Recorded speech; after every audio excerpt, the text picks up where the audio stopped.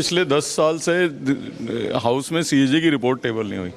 जो पार्टी अन्ना हजारे जी का आंदोलन पे बनी हो, यानी कि वो आंदोलन क्यों हुआ था कि सीएजी रिपोर्ट में ये आया था कि भ्रष्टाचार हुआ है।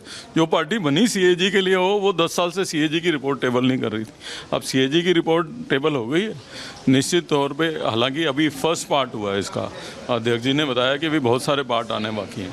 तो निश्चित रूप से इनका जो करप्शन है वो एक्सपोज होगा, और इसी रिपोर्ट के डर में बाबा साहब की फ़ोटो के पीछे छुपने की कोशिश कर रहे हैं। 2000 करोड़ से ज़्यादा का रेवेन्यू लॉस है और उसको छुपाने की कोशिश पूरी पिछली सरकार कर रही है। क्या कहेंगे आप?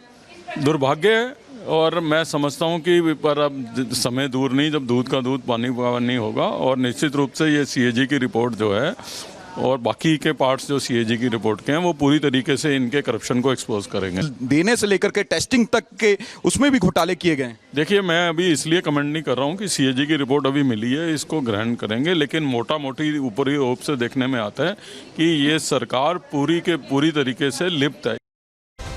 तो सुन रहे हैं आप, अरविंदर सिंह लवली ये कह रहे हैं कि ये पूरी तरह से घोटाले में लिप्त रहे हैं और एक एक खुलासा, एक एक क्या रिपोर्ट सच्चाई सामने लाके रख देगी। जनता के सामने शीशे की तरह सब साफ हो जाएगा कि इन्होंने किस तरह से सरकार संभाली, सत्ता संभाली, बड़ी बड़ी बातें कट्टर ईमानदारी की। शीश महल को लेकर अभी टेबल नहीं की गई है रिपोर्ट, लेकिन रिपब्लिक भारत के पास एक्सक्लूसिव कॉपी है। और क्या खुलासे हो रहे हैं शीश महल को लेकर, बहुत हैरान करने वाले खुलासे, जानकारी आपके सामने रख रहे हैं, आपको बताते हैं चलिए कैसे ये खुलासे हुए। शीश महल से जुड़ी सीएजी रिपोर्ट भी पेश होने वाली है, हालांकि अभी कब होगी इसका इंतजार है। एस्टिमेट से 342%, 100% नहीं, 200% नहीं, 300% नहीं, 342% ज्यादा खर्चे में ये सीएम का बंगला बना। बंगले के रेनोवेशन पर 33.66 करोड़ रुपए खर्च किए गए हैं और रेनोवेशन के खर्च को उचित ठहराने के लिए पूरा खेल खेला गया। क्योंकि आप सोचिए, अगर 342% पैसा लग रहा है जो एस्टिमेट था उससे, तो कितनी उसमें चेंजेस की गई होंगी कि इतना पैसा खर्च हुआ है। पीडब्ल्यूडी ने 1 वर्ष पुरानी दरों को अपनाया। पहले 4 कॉन्ट्रैक्टर्स का चयन मनमाने ढंग से किया गया, उन्हें जिसको फायदा पहुंचाना था उस लिहाज से चयन हुआ। बंगले का दायरा 1397 वर्ग मीटर से 1905 वर्ग मीटर किया गया। ये आप पहले समझ लीजिए कि ये बिल्टअप एरिया है, जहां घर बना हुआ है, जहां पे रहने की व्यवस्था है। अगर आप पूरे एरिया की बात करें तो 4778 पहले था पूरा। अगर पूरे घर की प्रेमाइसेस को भी देखें, जो बाहर का आउटडोर एरिया है, सब कुछ अगर आप कवर कर लें तो 4778 था। और जब इसे बड़ा कर दिया गया तो ये 6974 वर्ग मीटर हो गया। ये ओरिजिनल पूरा बढ़ गया। और बिल्टअप एरिया हमने आपको बताया कितना है, उसमें 1905 वर्ग मीटर कर दिया, इन्होंने बढ़ा दिया उसे। रेनोवेशन में टेंडर प्रक्रिया को फॉलो नहीं किया गया, टेंडरिंग नहीं फॉलो की गई, जिसको पसंद आया उसे कॉन्ट्रैक्ट दिया गया। घरेलू उपकरण लगाने में 18.88 करोड़ रुपए खर्च किए गए, 18 करोड़ 88 लाख। इस खर्च को एक्स्ट्रा आइटम्स के रूप में दिखाया गया। ये नहीं बताया गया कि घर में सामान लगाए गए हैं, ये एक्स्ट्रा आइटम्स के तौर पर यहाँ बताया गया। हमारे सहयोगी मृदुल शर्मा पहुंचे, क्योंकि बीजेपी इस बंगले को खोलकर जनता के सामने रखने वाली थी, पत्रकारों के सामने रखने वाली थी। हमारे सहयोगी पहुंचे, रिपोर्ट उन्होंने क्या तैयार की दिखा रहा है। इस काले गेट के अंदर ही वो शीश महल है जिसमें करोड़ों रुपए लगाए गए, और वो पैसा किसका है ये आज दिल्ली की जनता सवाल पूछ रही है। लेकिन सबसे बड़ी और अहम बात आज मैं आपको बताने वाला हूं, जो रिपोर्ट में पढ़ पा रहा हूं, उस रिपोर्ट में कई सारे खुलासे हुए हैं। वो ये बताती है कि एक तरह से अनियमितताएं की गई हैं खर्चों में। खर्चे कैसे किए गए? करोड़ों रुपए के टाइल लगा दिए, करोड़ों रुपए के पर्दे लगा दिए, और वही आज सवाल उठाए जा रहे हैं कि आखिर आम आदमी पार्टी सरकार में ऐसे कैसे नियमों को ताक पर रखा गया है। मैं अपने सहयोगी कैमरामैन निशान से कहूंगा कि वो तस्वीरें दिखाने की कोशिश करें। ये अंदर की तस्वीरें हैं दर्शकों, हम आपको दिखा रहे हैं, किसी को अभी जाने की इजाजत नहीं है। और बीजेपी की तरफ से लगातार कहा जा रहा है कि वो एक एक करके खुलासा करेंगे, जो एक एक ऑडिट रिपोर्ट है हर घोटाले की वो पटल पर रखी जाएगी, और उसके बाद दूध का दूध पानी का पानी हो जाएगा। लेकिन आज बहुत सारे सवाल दिल्ली की जनता पूछ रही है कि आखिर करोड़ों रुपए क्यों इस शीश महल में लगाए गए। तो करोड़ों रुपए पानी की तरह बहा दिए गए शीश महल पर, और अब बीजेपी ये कह रही कि इसे म्यूजियम बनाएंगे, इसमें मुख्यमंत्री नहीं रहने वाली है। जिस तरह से पैसे खर्च किए गए हैं वो दिखाया जाएगा जनता को, पत्रकारों को भी। तो वो जब तस्वीर सामने आएगी वो तस्वीर हम आपको दिखाएंगे।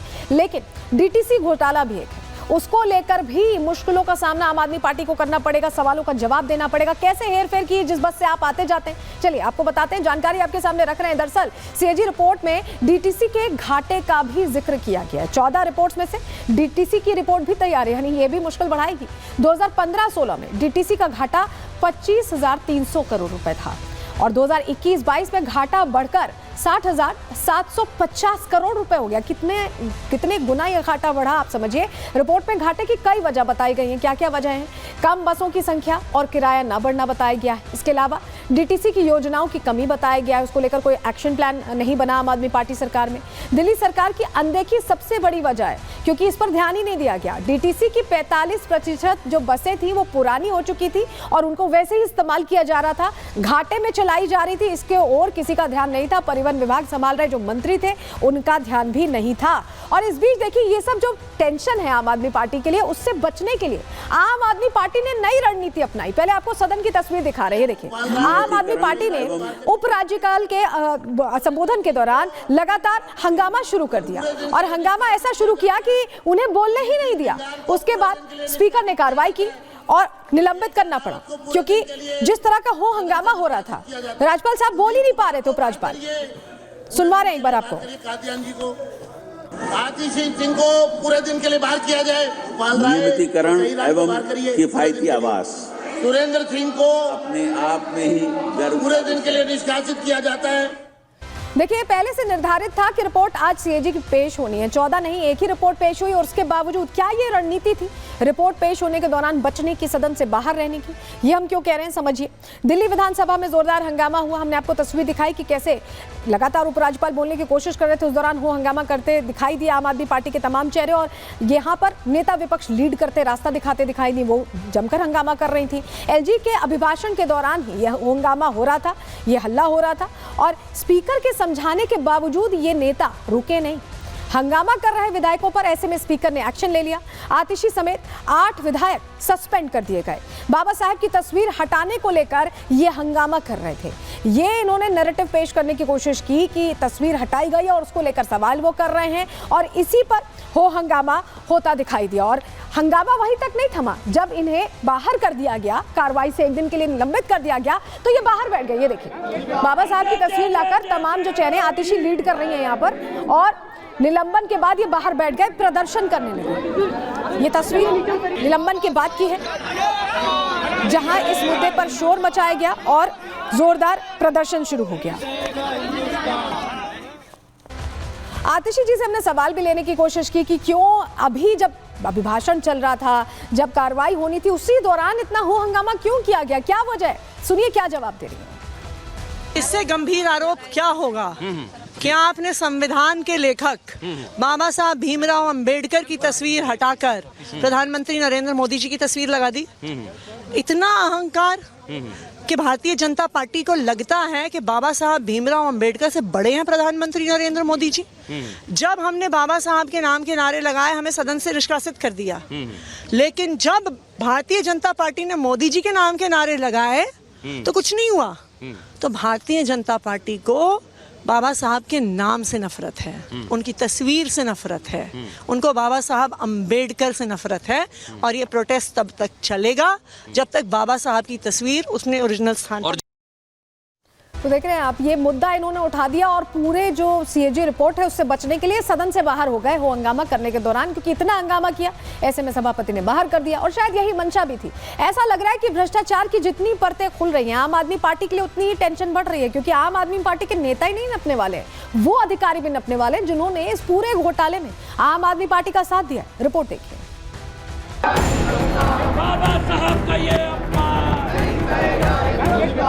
अनिल झा को पूरे दिन के लिए, जरनैल सिंह को पूरे दिन के लिए, विशेष रवि को पूरे दिन के लिए, सोमदत्त को पूरे दिन के लिए, ये 5 मेंबर को पूरे दिन के लिए सदन से निष्कासित किया जाता है।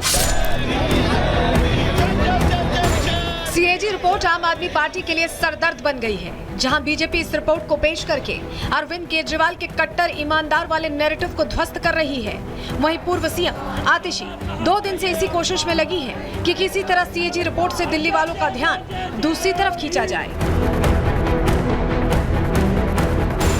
महिला सम्मान के 2500 रुपए वाला दांव फेल हुआ तो आतिशी महापुरुषों के अपमान का मुद्दा लेकर विधानसभा पहुंच गई। उपराज्यपाल के अभिभाषण के दौरान जमकर नारेबाजी करने लगी। स्पीकर विजेंद्र गुप्ता के बार बार समझाने के बावजूद आप विधायकों का हंगामा बंद नहीं हुआ, जिसके बाद मजबूरन स्पीकर ने नेता प्रतिपक्ष आतिशी समेत 8 आप विधायकों को एक दिन के लिए निलंबित कर दिया, जिसके बाद आप विधायक विधानसभा के बाहर धरने पर बैठ गए।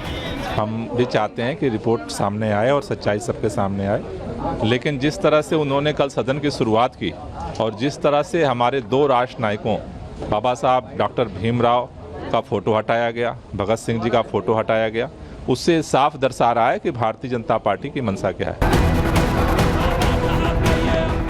जिस मुद्दे पर आम आदमी पार्टी विधायक हंगामा कर रहे हैं, उस पर खुद सीएम रेखा गुप्ता का पक्ष सामने आ चुका है। रेखा गुप्ता के मुताबिक सीएम दफ्तर से बाबा साहेब अम्बेडकर और सरदार भगत सिंह की तस्वीरें नहीं हटाई गई हैं, बस तस्वीरों की जगह बदल दी गई है। प्रोटोकॉल के मुताबिक राष्ट्रपिता महात्मा गांधी की तस्वीर वापस लगाई गई है। सीएम रेखा गुप्ता की माने तो बाबा साहब की तस्वीर अब भी दफ्तर में मौजूद है। ऐसे में आम आदमी पार्टी का यह हंगामा कम और सियासी ड्रामा ज्यादा लग रहा है। सब कुछ सामने आने वाला है, ये डर ही तो है। ये जो माहौल बनाने की कोशिश है, मुद्दे को भटकाने की कोशिश है, सिर्फ और सिर्फ इस सीएजी की रिपोर्ट से ध्यान भटकाने की कोशिश और कुछ नहीं। आम आदमी पार्टी के हंगामे के बीच आज सीएजी की 14 रिपोर्ट में से एक रिपोर्ट टेबल की गई है, जिसके सामने आते ही 2000 करोड़ के घाटे और घोटाले की सच्चाई दिल्ली वालों के सामने आ गई है। कैग रिपोर्ट में वो सारी चीजें घोटाले की सामने आई हैं जिसको 10 साल से अरविंद केजरीवाल जी अभी तक दबा कर बैठे। केजरीवाल जी कहते थे ये तो फालतू कागज है, इसको तो कोर्ट जाती फाड़ कर फेंक देगी। विधानसभा में अभी पहली रिपोर्ट ही पेश हुई है और घोटाले का आंकड़ा 2000 करोड़ पहुंच गया है। अभी ऐसी 13 रिपोर्ट आना बाकी है, जिसमें सबसे अहम रिपोर्ट शीश महल की है, जिसके पेश होने के बाद दुनिया को कट्टर ईमानदार की सच्चाई का पता चल जाएगा।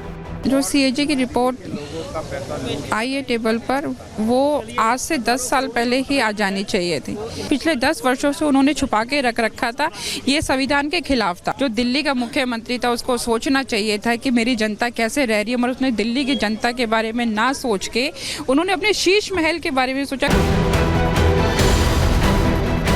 सीएजी रिपोर्ट पर आम आदमी पार्टी बैकफुट पर है। एक रिपोर्ट ने आपकी टेंशन बढ़ा दी है। आतिशी समेत आपके सभी विधायक सीएजी रिपोर्ट से दूर भाग रहे हैं। ऐसे में बड़ा सवाल ये है कि भ्रष्टाचार की परतें खुलने के बाद आपके नेता समेत अलग अलग विभागों के कितने अधिकारी नपते हैं। Bureau report, Republic Bharat.